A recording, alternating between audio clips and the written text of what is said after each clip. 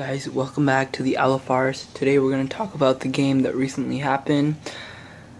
A game that I am very sad upon the Leafs losing to the New York Islanders 5-1 in a game where they could have definitely done better.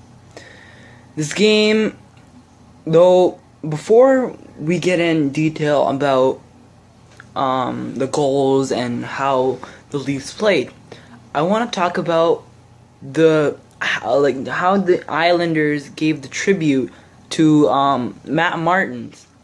And in the middle, I think it was halfway through the first period, Mike Babcock realizes this and he sends Matt Martins out and then there's they're thanking him and all that.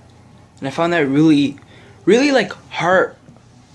It's a really big message, right?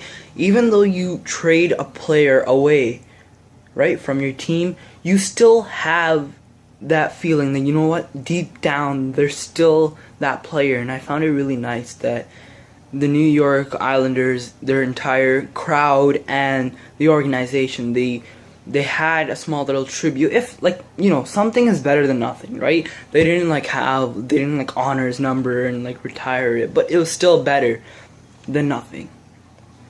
So I found that really nice. Now let's talk about the game.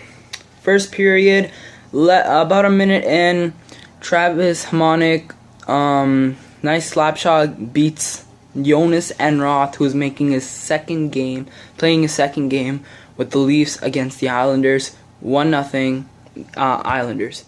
Later in the period, about halfway through, Casey Cizikas crashes the net for his first goal of the season.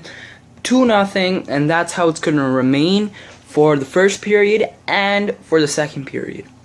Now, for the second period ends, everyone's like, okay, Jonas Enroth played a pretty good second period in my opinion. First period, not so good.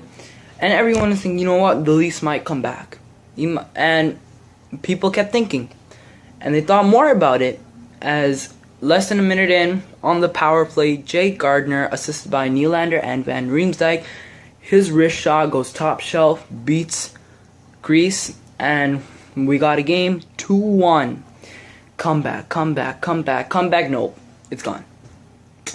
Shane Prince scores his second of the season, and well, it's 3-2, and shortly after that, Brock Nelson, with his third of the season, scores, and now it's 4-1.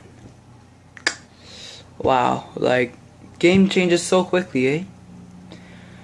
Later in the period, Josh Bailey scores to make it a 5-1 game, and there you have it.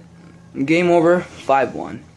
This game, the Leafs didn't play as well as they could have. Definitely. Goaltending was pretty good. It could have been better, but you can't really blame Jonas Enroth as he didn't play that many games with the Leafs and even last year. He played more in the AHL, played during practices, but never really has had that much NHL experience, right? With the Kings, he played 16 games, had a pretty good save percentage, but what, 16 games? Are you really going to get anything out of that? Not really, right? So, that's the game for the Leafs and the Islanders. Now, to the predictions.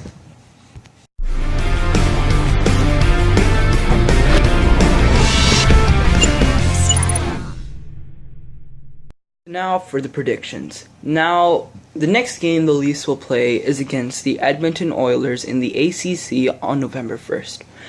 The Edmonton Oilers, heading into this game, are 7-1-0. Currently, they are playing the Ottawa Senators, where it is tied 0-0 in the first period.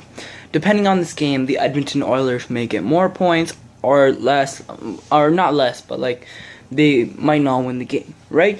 But you can clearly see from the Oilers' record, they're 7-1-0, while the Leafs are 2-4-3. So you can really see that the Leafs stand no chance when you're comparing the points. But if there's one key thing that the Leafs need to know, it's the loss that how the Oilers lost. Now, the Oilers lost to the Sabres 6-2 was the final. How? The Sabres managed to shut down the Oilers' offense, and they focused on their own offense. Now, don't get me wrong, the Sabres are a great team, but so far, not doing their best, right? Jack Eichel's out with an injury, not really out there for the Sabres doing what he's supposed to be doing. But you can clearly see that this wasn't... It could have been a fluke game. You never know. Maybe it wasn't just their day. But we need to make sure, as the Leafs playing, we need to make sure that it is not their day. And we can beat them. Right? Like, it's very key. Because if we manage to beat Edmonton, next few games, we have a really, really big confidence booster. And the only way we're going to do that is we shut down Connor McDavid. There's also Milan Lucic now on this team. And there's also, like, the goalie's pretty good now. And there's a lot of things we need to look out for. This game that we played against the Islanders, not good. Defense, not good enough. We're going to play like that against the Oilers. We're going to get creamed. Instead of 6-2 against the Oilers are going to 6-2. And the 2 is going to be Toronto, not the Oilers. If, maybe probably more, if the Leafs played how they did today. But one thing we need to really, really, really focus on is capitalizing on those chances. So many chances. The Leafs are leading the shot clock department,